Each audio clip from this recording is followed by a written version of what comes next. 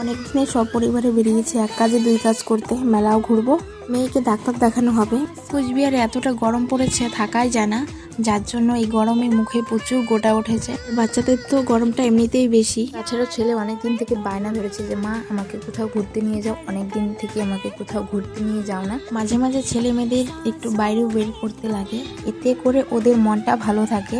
মাঝে মধ্যে ওদেরকে নিয়ে যদি একটু বাড়ি থেকে বেরোয়, ওরা যে কতটা খুশি হয় বলে বোঝানো যাবে না। তো চলো আমরা কোথায় আসলাম সেটাই তো তোমাদের সঙ্গে বলা হলো না। আমরা আসলাম প্রেমের ডাঙ্গা শ্রাবণী মেলা। প্রতি বছরই এক দুবার করে আসি, খুবই ভালো লাগে। তবে মেলাতে আসলে দুজনের দুই রকম বায়না, একজনের লাগবে বুলবুলি, আরেকজনের গাড়ি। গাড়ি ছাড়া কোনো কথা নাই, কিচ্ছু লাগবে না, খাওয়া দাওয়া লাগবে না, ওর গাড়ি লাগবেই।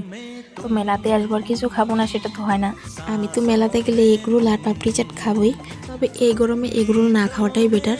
বাবাকে বলেছিলাম একটু খাওয়ার জন্য, বলাতে একটুখানি মুখে দিয়েছে, ওদের এইসব ভালো লাগবে না। দোকানের কাছে এসে জায়গায় দাঁড়িয়ে জিনিসগুলো একটিবার দেখুন। আমাদের দোকানে পাবেন সিঁদুর সত্য, অয়েল ব্রাশ, খাওয়া দাওয়ার পালা তো শেষ, এবার যাচ্ছি বাচ্চাদের আবদার পূরণ করতে, যেটার জন্য বায়না ধরেছিল। গত বছর একটুখানি ছোট ছিল, কিন্তু সবই মনে আছে। টয় ট্রেনে উঠেছিল, এবারও টয় ট্রেনে উঠবে।